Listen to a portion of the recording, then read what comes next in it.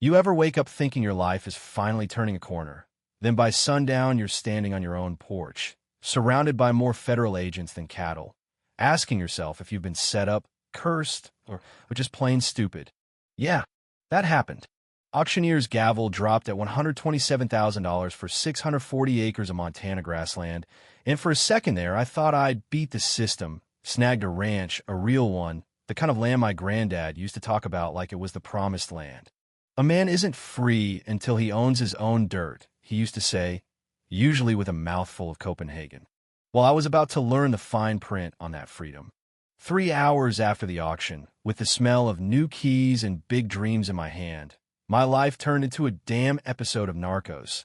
Helicopters, black SUVs, federal agents jumping out with rifles, body armor catching the last gold of the afternoon sun. When the lead agent came up the steps and delivered those 6 little words, the previous owner was a criminal mastermind, I knew I'd made the biggest mistake of my life. Let me back up a sec so you know how a fool's hope starts. That morning, I was in Riverside County Courthouse, catalog in my lap, a red circle around Lot 47, Silver Creek Ranch. Just saying the name made me feel like I was halfway home. Around me, 40 people were shuffling, whispering about foreclosures and debts, but I had tunnel vision. 15 years in the Marines, 3 tours, a shoulder that only lifts a hammer on good days, and $180,000 in disability that felt like both my life's work and my last shot. My best friend since childhood, Fletcher Boone, had tipped me off. He's a real estate lawyer now, the kind who always seems to know when opportunity is circling the drain. Cal, he'd said over beers, the bank wants it gone fast. Previous owner, complicated story.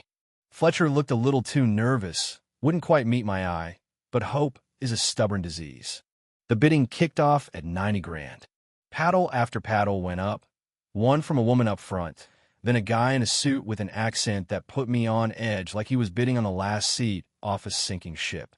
At $122,000, I raised mine, felt the weight of commitment thump down in my chest.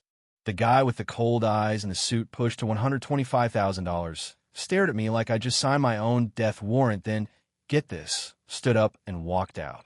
Not another bid. Just silence. Even the auctioneer hesitated, like he was waiting for the catch.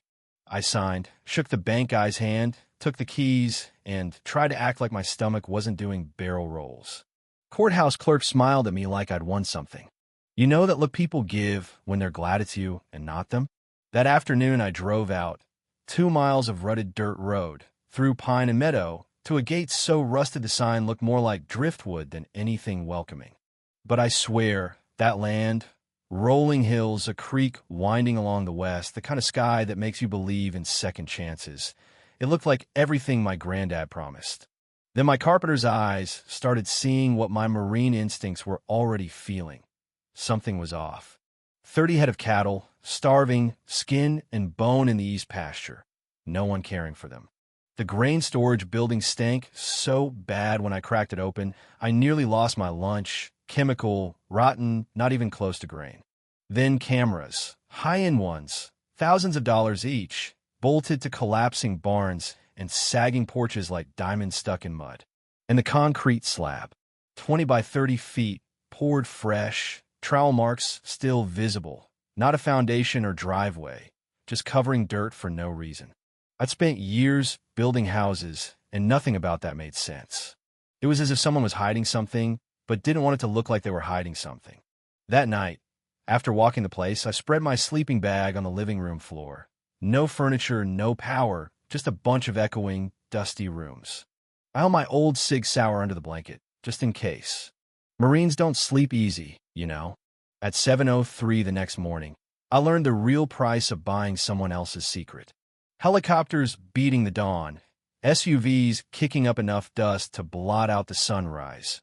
Feds everywhere, like I'd stepped on the world's biggest anthill.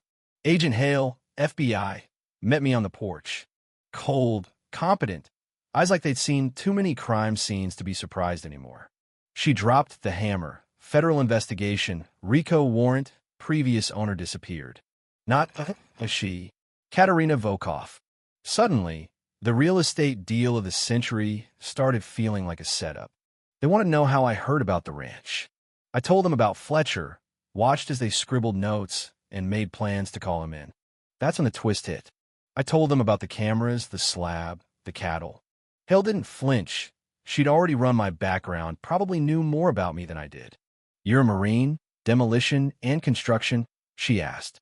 She barked orders, and within minutes ATF had the grain building open. The smell doubled down. Agents cursing, shining flashlights, finding not grain but industrial fans, PVC piping, a workbench stacked with unmarked tools, and, center stage, a steel trapdoor with a bank vault keypad. Turns out my ranch was a front. Volkov had run an industrial money laundering network out of Silver Creek for years.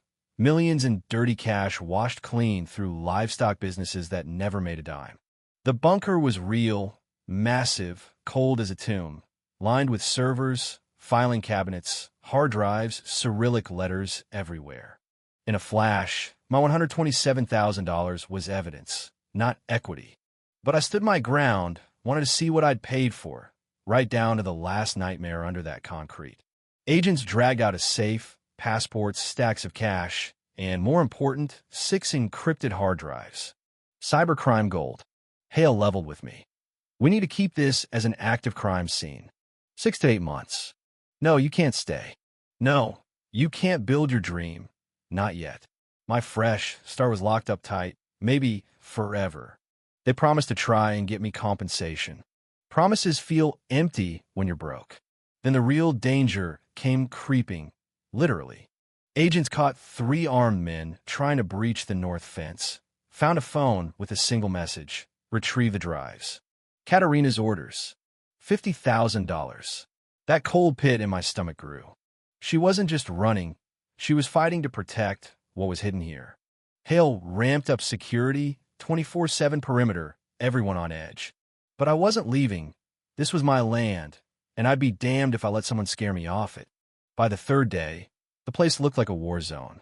FBI, ATF, DA, marshals, agents running 12-hour shifts, command trailers humming, forensics teams everywhere.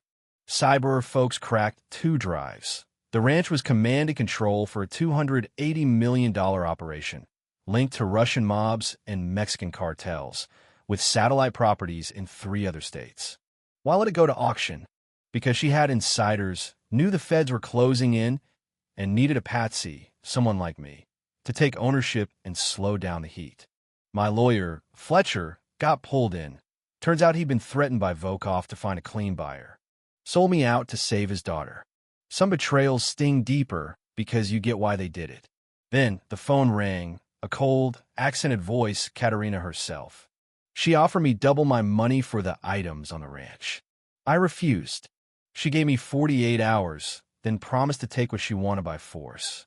I told Hale, and the war room snapped into place. Tactical maps, sniper posts, motion sensors, air support on standby. We turned the place into a fortress, baited the trap, and waited. The plan? Let them come. Let them try. Midnight, full alert. I was the decoy, sipping coffee on the porch while agents moved like ghosts. At 3:17 a.m., the north sensors tripped. 6 figures, moving military style through the trees. Dmitry Volkov, her brother, at the lead. They crept right into our funnel, 30 feet of exposed ground. Right then, a shot cracked from the ridge. One of ours went down. Sniper. Chaos. I broke protocol. Couldn't help myself. I knew that land. I flanked the sniper with 2 agents, caught him in a crossfire. He tried to kill us. Whitlock, one of the agents, put him down with a clean shot. The sniper, ex-military, bled out a warning. "You should have taken the offer." Down at the ranch, the rest of the team cleaned up. For trapped in the bunker, 2 more surrendered. 7 arrests. No dead feds. A week later in federal court, I watched them all shuffled in orange jumpsuits. Dmitry, the sniper, the hired guns. Agent Hale nodded to me as the prosecutor laid out their crimes. Sentences stacked up, 65 years, 35, and so on. 3 days later, the feds caught Katerina in Belize, grabbed her on a dock, just before she could skip the country. Her face was all over the news. Queen Pin brought down by her own greed, her own hubris. I got to give a statement.